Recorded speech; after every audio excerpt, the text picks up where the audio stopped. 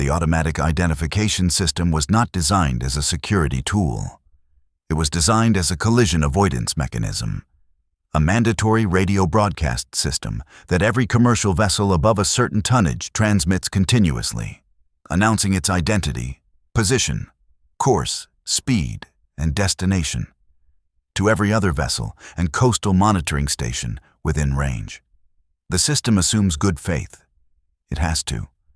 The alternative, a maritime environment in which every vessel's declared identity is treated as potentially false, would make coordinated commercial navigation in congested waters practically impossible. The AIS system works because the overwhelming majority of the vessels that use it are exactly what they say they are.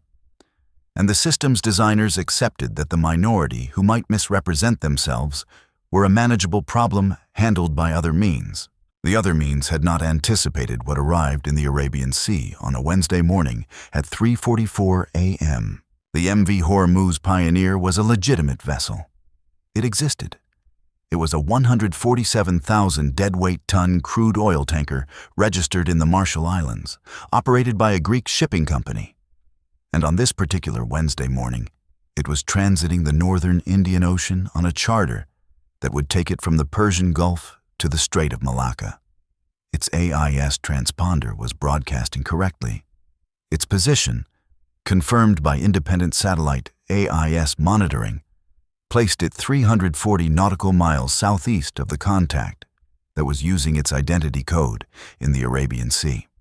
The MV Hormuz Pioneer was real, operating normally, and completely unaware that its registration credentials, its Maritime Mobile Service Identity Number, its call sign, its vessel class codes, and the complete documentation set required to present a coherent AIS identity had been cloned and were being broadcast by something else entirely.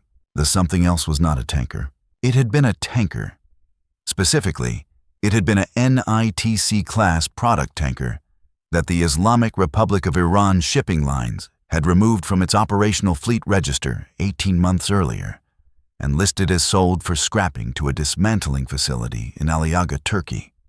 The vessel had transited to Aliaga on its declared final voyage, been photographed at the dismantling facility's outer anchorage by commercial satellite imagery on the date its arrival had been logged, and then quietly, in the 4-hour window between the satellite pass and the next commercially available imagery of the anchorage, departed under running lights off condition on a course that took it south into the Aegean, and eventually, through a routing that exploited the gaps in commercial satellite coverage over several weeks of careful movement, to a facility on the Iranian Qeshm Island coast where it spent the next 14 months being transformed.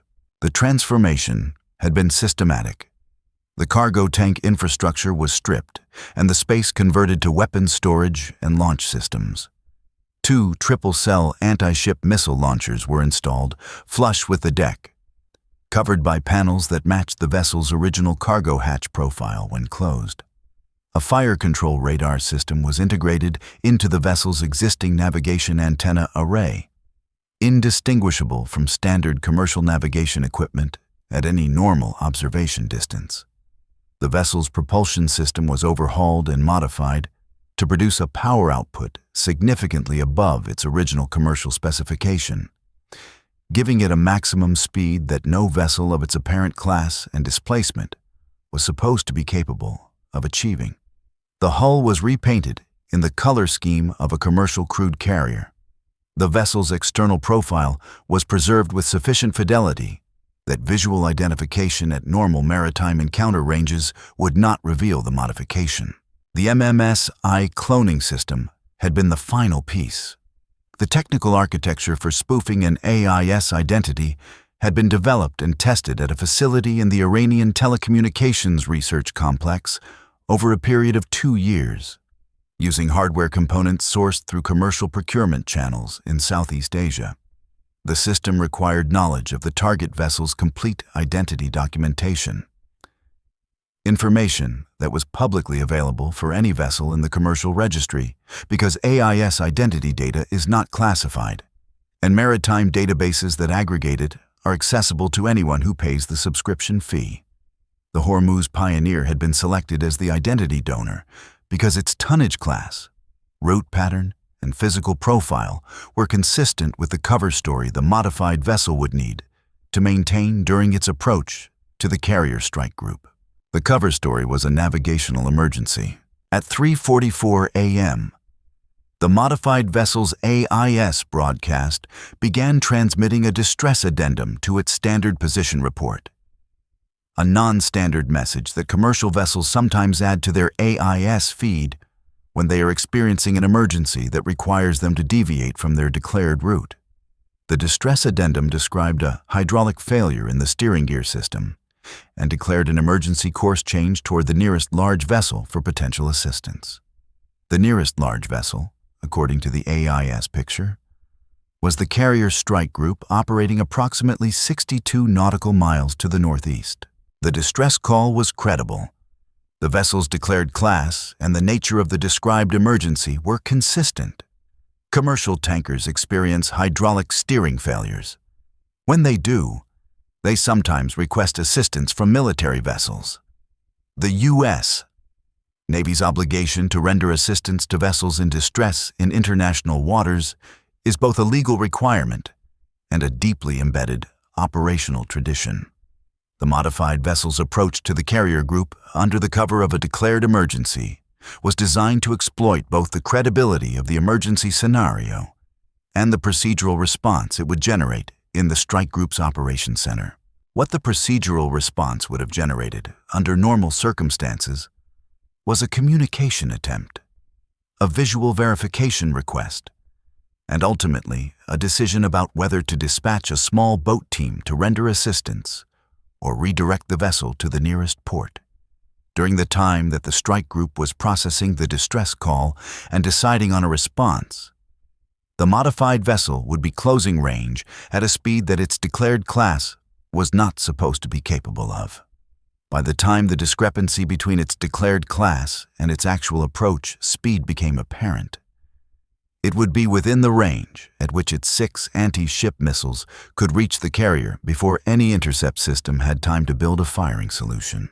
The plan had 2 enabling conditions. The first was that the AIS spoofing would hold long enough for the approach to reach weapons range, a condition the Iranian engineers had assessed as highly probable because the AIS monitoring systems used by military vessels in the region processed the declared identity data rather than independently verifying it.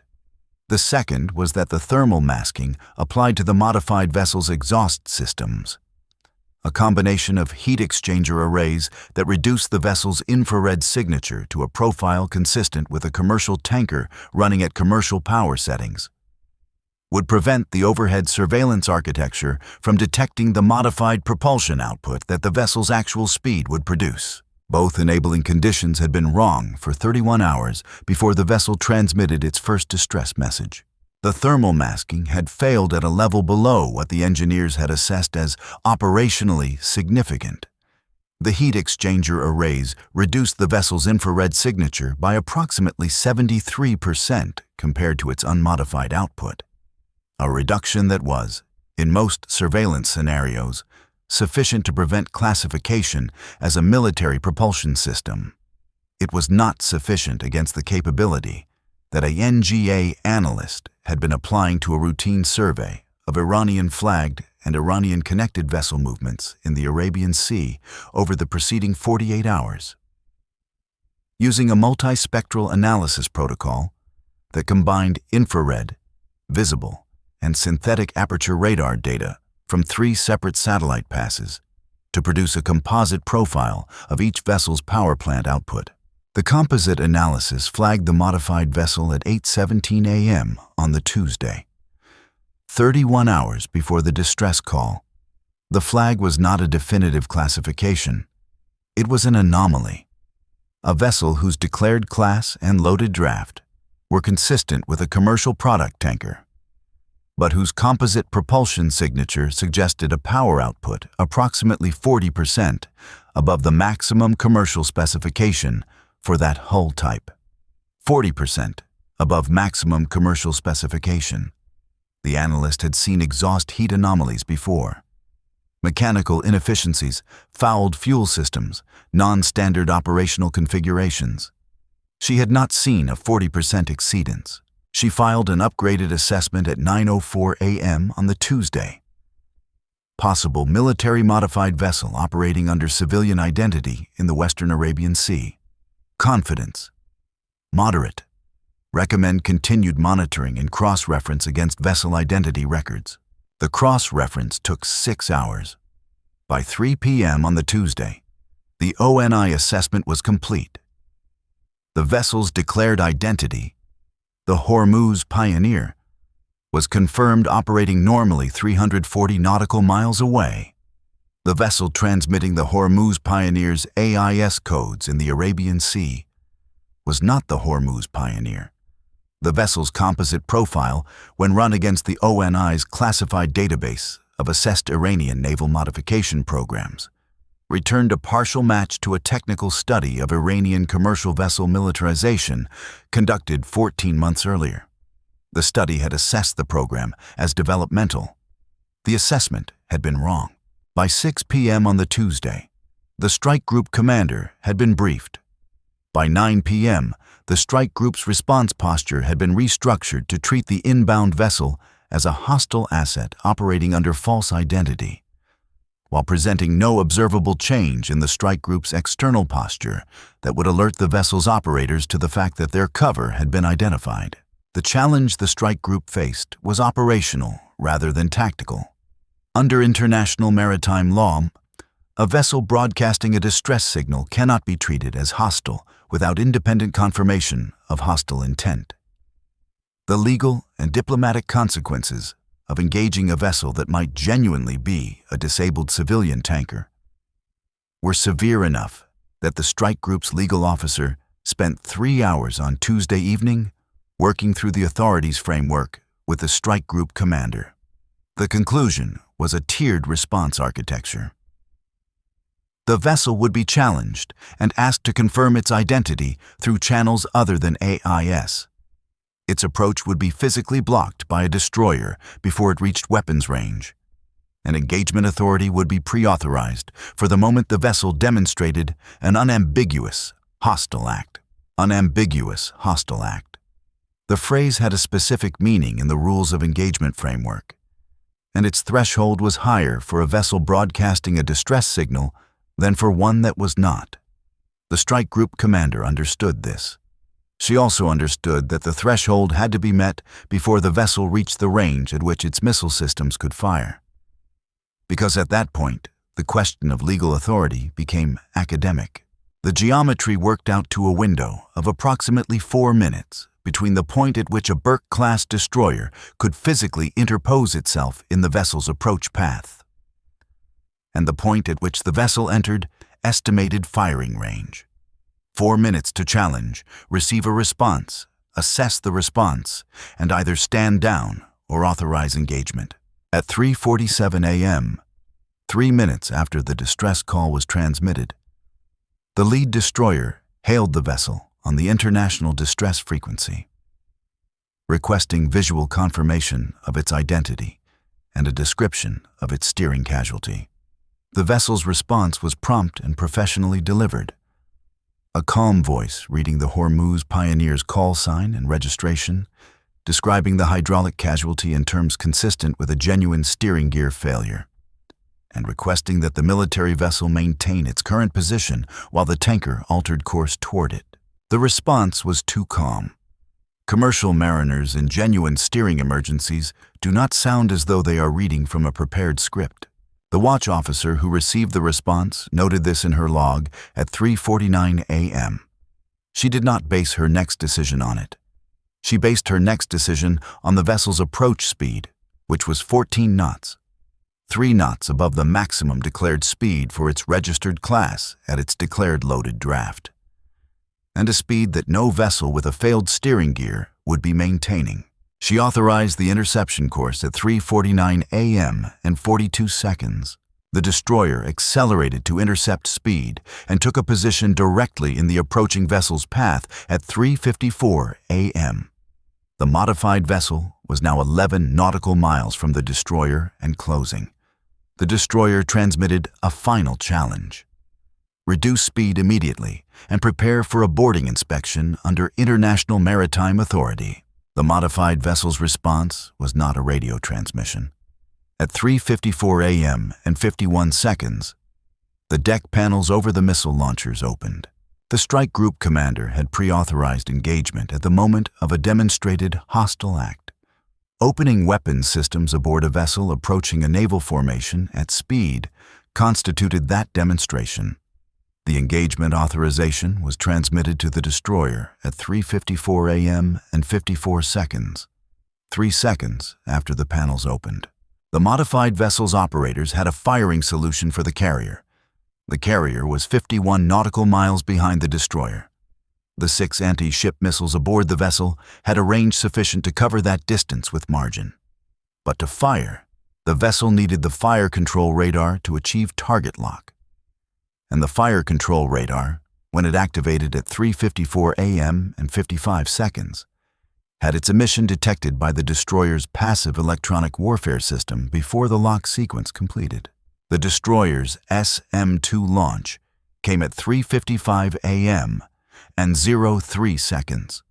The first missile impacted the modified vessel's forward deck section, penetrating through the cargo hold conversion into the weapons storage compartment.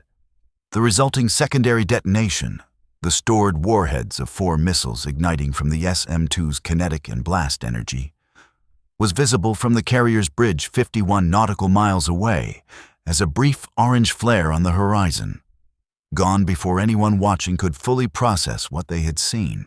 2 of the 6 missile tubes on the vessel had been in the process of launching when the SM-2 hit. The launch sequence interrupted mid-cycle. One missile cleared the tube and flew briefly before its guidance system. Deprived of the lock command that the fire control radar had not completed transmitting, executed its default no-lock behavior and impacted the water approximately 3 nautical miles from the vessel's position. The second missile's tube was destroyed in the secondary detonation before the launch sequence completed. The modified vessel stopped transmitting at 3:55 a.m. and 09 seconds. Its AIS beacon continued broadcasting the Hormuz pioneer's identity for 14 more seconds before its power supply failed. The last position it broadcast was logged, time-stamped, and transmitted to the ONI within 30 minutes. The debris field that spread across the surface of the Arabian Sea in the following hour contained evidence that the technical recovery teams, working from a small boat deployed by the destroyer at 5 a.m., would spend 2 days cataloging. The weapons system components recovered: fragments of the missile launchers, elements of the fire control radar housing, sections of the modified cargo hold structural framing, confirmed every element of the ONI assessment from Tuesday afternoon and added detail that updated the intelligence picture of the Iranian commercial vessel militarization program in ways that the analysts who reviewed the recovery data described, in the clinical language of their profession, as significant. At 6 a.m., a communication was transmitted through diplomatic back channels to the government of Greece, whose Shipping Registry Association had jurisdiction over the Hormuz Pioneer's registration, informing them that their vessel's AIS identity had been cloned and used in a hostile maritime operation in the Arabian Sea. The Greek response, received at 8:30 a.m., acknowledged the notification and requested a copy of the technical documentation for their insurance filing. At 7:15 a.m., the carrier resumed standard flight operations. The morning's first aircraft launched at 7:22 a.m. The Arabian Sea was light by then, a pale gray dawn that made the horizon visible but not yet sharp, the kind of early morning light that turns the sea the color of old pewter and gives everything in it the quality of something that is not yet fully formed. The strike group commander submitted her operational report at 8 a.m. The report noted the thermal anomaly detection, the identity cross-reference timeline, the legal authority framework applied to the interception decision, and the engagement outcome. Its summary assessment described the operation as a successful application of the composite surveillance architecture that had been built and maintained for exactly this category of threat.